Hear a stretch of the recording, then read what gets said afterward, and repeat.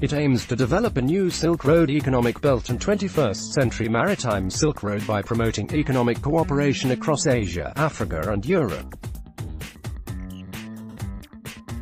The initiative combines new and older projects and includes improved soft and hard infrastructure, and even cultural ties. Measuring sentiment. China is providing massive financing to participating countries, which currently officially number 66, for the development of infrastructure. Many of the recipients are developing countries which see China's plan as an opportunity to boost their local economies. There is no firm evidence to date of how successful these projects have been in fulfilling the expectations of participating Belt and Road countries, but there are concerns that some projects lack regulation and coordination with existing markets. Critics of the Belt and Road scheme believe it represents a risk for participating countries that they will be left with unprofitable, unnecessary infrastructure. One of the biggest global concerns is that developing countries will be left with a debt burden to China which they will be unable to meet. The Brussels-based think tank Bruegel set out to gauge perception of the Belt and Road scheme among participating and non-participating countries. Using the global database of events, language and tone, Bruegel conducted an analysis of broadcast, online and printed news from 132 countries between May 1, 2017 and April 25, 2018. Generally, the study found the Belt and Road scheme to be well perceived, with no significant gap between those countries participating and those which do not. Bruegel also used its dataset of media articles to identify the topics most frequently associated with the Belt and Road scheme, as well as how discussion of them affects perceptions of the scheme in different countries. Trade and investment were the two key topics identified, and it appears from Bruegel's analysis that frequent use of trade in media coverage in relation to the Belt and Road scheme leads to more negative perceptions.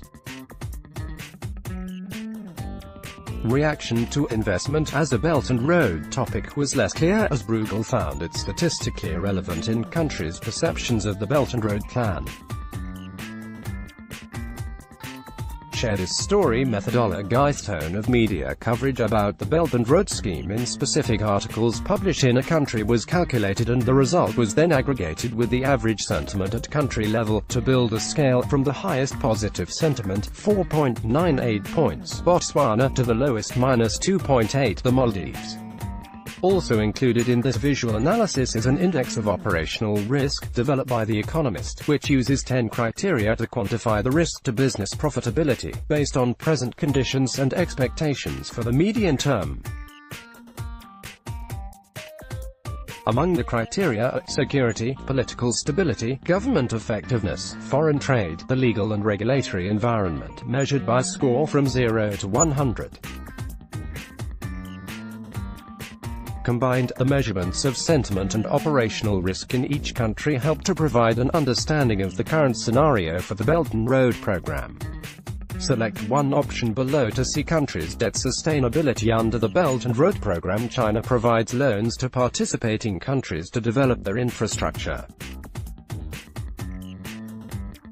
In a developing economy, infrastructure is the main engine and guarantee of growth, but when a country incurs too much debt without sufficient economic growth, the impact can be negative on people and the economy, as domestic spending on welfare and social services may be sacrificed to service the debt. According to a report from the Center for Global Development, these are the 20 Belt and Road countries most vulnerable to debt distress. Geo-economic views from other nations say great powers each have very different geo-commercial strategies, but all are characterized by an ambition to develop economic expansion plans which include neighboring countries and, in many cases, other parts of the world. Initiatives include large communication infrastructure projects, diplomacy and closer economic ties and cooperation. Let's take a look at these initiatives that focus on Asia as an important part of their geo-economic vision. Europe. The European Union, with its highly developed infrastructure, is seeking to expand and develop links through a number of initiatives. The Trans-European Transport Network consists of 9 corridors across its expanse, with more than half focused on expanding its connections to Asia. Likewise, the European Union has several agreements, most notably the Euro-Mediterranean Partnership and the Eastern Partnership, aimed at extending relations beyond its borders. The EU-China Connectivity Platform Short-Term Action Plan strengthens cooperation between China's Belt and Road Scheme and the EU's Trans-European Transport Networks policy, promoting the development of structures for a relevant corridor between all regions along the route. Russia leads the Eurasian Economic Union, integrated together with Kazakhstan, Belarus and Armenia, and is considering strengthening this group through economic and diplomatic ties with the Belt and Road Plan. Its geo-economic goals include expanding its natural gas pipelines to China. ASEAN. 10 countries that make up this geo-economic group propose, with their master plan on ASEAN Connectivity 2025, to develop key infrastructure, including the improvement of ports to strengthen the maritime economic corridor, highways to connect the great sub-region of the Mekong, and a railway project between Singapore and the Chinese city of Kunming. India is more focused on the development of infrastructure within its own territory. It is part of the South Asian Association for Regional Cooperation, which includes Afghanistan, Bangladesh, Sri Lanka and Pakistan. The political tensions in recent months with Pakistan and the current uncertainty in this month's elections mean agreements within this association are on hold. India is also interested in improving its access to Western Europe through the port of Chabahar in Iran, as well as developing maritime corridors with Myanmar and Thailand. Japan already has strong ties with Western nations and is now striving to develop and explore new maritime and terrestrial corridors to allow it to interact economically with Southeast Asian countries. Japan has also strengthened diplomatic ties with the countries of Central Asia. Iran. The Islamic Republic seeks to become a bridge between East and West, although economic sanctions imposed by the US have been a drag on their projects.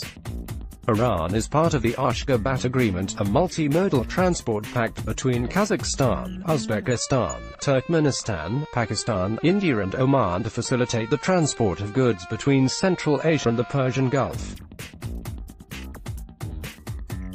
South Korea. Like Japan, the South Korean government aims to strengthen relations with the ASEAN member countries through its new Southern policy, which also includes cooperation with its northern neighbors and the northeastern region of China.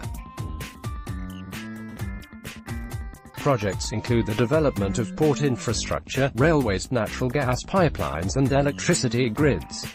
SCMP special feature by Adolfo Arons, adolfo.arons@scmp.com, Dennis Wong, dennis.cfwung@scmp.com, Marcelo Deold, marcelo.deold@scmp.com, Pablo Robles, pablo.robles@scmp.com, Maria Spackman and Darren Long. Sources: Center for Strategic and International Studies, Reconnecting Asia, reconasia.csis.org, Bruegel, Center for Global Development.